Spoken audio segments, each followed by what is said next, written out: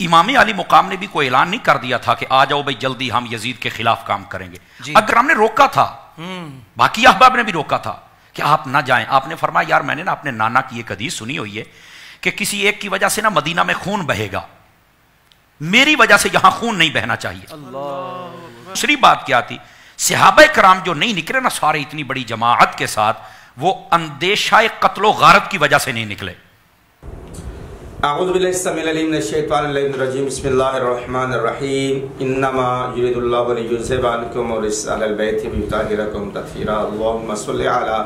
मुहम्मद व आले मुहम्मद। इज़्ज़ान मोहतरम बिरादरान ईमान बिरादरान इस्लाम मेरे शिया सुन्नी भाइयों, अस्सलाम वालेकुम। या समर कादरी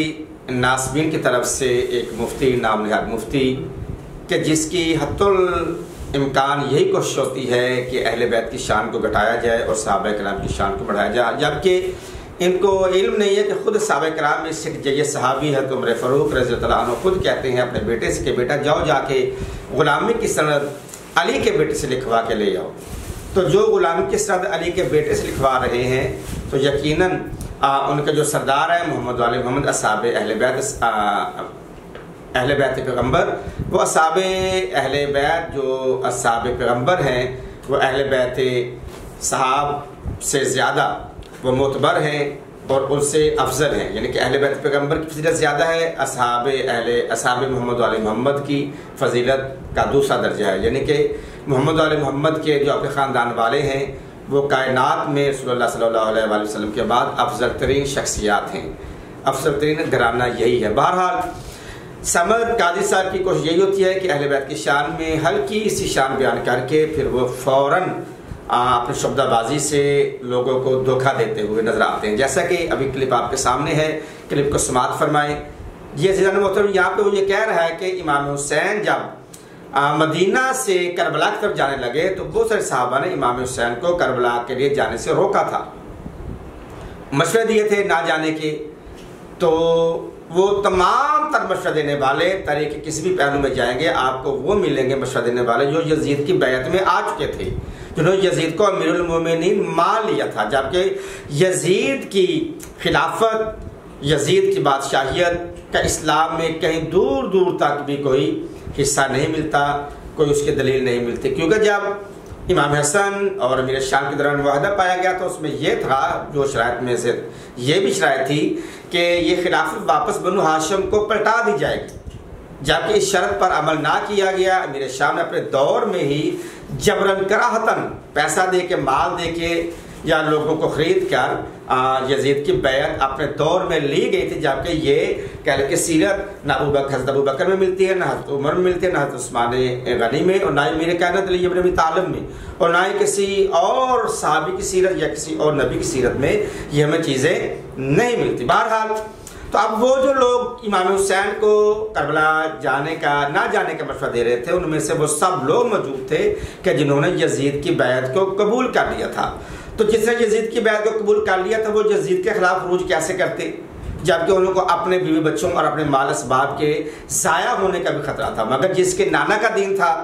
जिसने नाना के दीन की हिफाजत करनी थी, जिसके लिए नाना ने शहादत की खबरें दी हुई थी, वो अब मदीने में नहीं रहा। क्योंकि जब इमाम हुसैन जाने लगे तो इमाम हुसैन ने कहा कि मैं अपनी नाना के रसूल की उम्मत की इस्लाह के लिए जा रहा हूँ, अमल बिल मारूफ नही अनिल मुनकर के लिए जा रहा हूँ, और मेरे नाना ने मदीने को हरम बनाया है जिस तरह अल्लाह ने बैतुल्लाह को हरम बनाया है, कि बैतुल्लाह में खून रेजी भी गुनाह है, हराम है, और मदीने में भी खून रेजी हराम है, मना है। ये दोनों हरमैन हैं, हरमैन में मच्छर को भी मारने की इजाज़त नहीं है। अब यहाँ पर मैं तो ये कह रहा हूँ समर कादरी साहब को कि इमाम हुसैन ने तो मदीना, आपके बकौल आपने कहा कि मेरे नाना की एक हदीस याद आई, इमाम हुसैन ने कहा कि मेरे मदीने में किसी का खून बहेगा, यानी कि मेरे औलाद में से किसी का खून, यानी इमाम हुसैन का खून बहेगा। इमाम हुसैन ने तो मदीना की हुर्मत को बचा लिया, इमाम हुसैन ने तो मदीना की हुर्मत को कादरी साहब बचा लिया मदीने को छोड़ के, और करबला में जाके सारा खानदान रिसालत को शहीद करवा लिया सिर्फ मदीना की हुर्मत के लिए, ये नाना के दीन के लिए, उसकी सरबुलंदी के लिए। मगर अगर इसके बरअक्स देखा जाए तो एक और बहुत बड़े जय्यद साहबी के बेटे हैं, खुशबी साहबी हैं,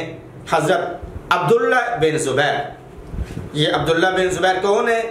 खलीफा अव्वल के नवासे हैं, एक जयद साहबा में से हैं। उन्होंने भी यजीद की बैत नहीं की। यजीद की बैत करने वाले भी सहाबी हैं, यजीद की बैत ना करने वाले भी सहाबी हैं, बल्कि अहले बैत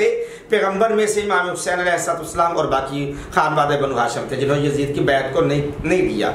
और इसी तरह अब्दुल्ला इब्न ज़ुबैर ने भी यजीद की बैत को नहीं किया, मगर काबे को अपने लिए ढाल बना दिया। एक ने काबे को, मदीना को अपने ऊपर कुर्बान कर दिया, एक ने मदीना और काबे को कुर्बानी देने के लिए मदीना और काबे को मुअज़्ज़ा जाना और मदीने को छोड़ दिया। अब यहाँ पे अब्दुल्ला इब्न ज़ुबैर का वाक़या क्या वो ये है कि यजीद ने फौजें भेजी और अब्दुल्ला इब्न ज़ुबैर पर चढ़ाई की, मदीना की बेहुरमती की, बैतुल्लाह की हुर्मत को ज़ायल किया, लाखों सैकड़ों हज़ारों लोगों को कत्ल किया गया। ये है यजीद का किरदार। और अब्दुल्ला इब्न ज़ुबैर की लाश को हरम में उल्टा लटका दिया गया और काफ़ी दिनों तक उनकी लाश लोग आते भी थे, देखते भी और चले जाते थे। तो मैं अब आपसे ये सवाल करता हूँ, एक मदीना छोड़ रहा है मदीने की हुर्मत को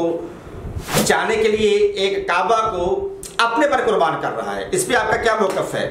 और जो यजीद की बैत जिन्होंने की उसने उनको भी कत्ल किया और जिन्होंने यजीद की बैत की है उनको भी कत्ल किया, बल्कि उनकी बच्चियों को, बाकरा औरतों को रेप करके उनको हमला किया। सुल्की मस्जिद और सुल्की कब्र की बेहुरमती की गई, काबे को जलाया गया, काबे को गिराया गया, गिलाफ को जलाया गया। अब यहाँ पर यह कहा जाना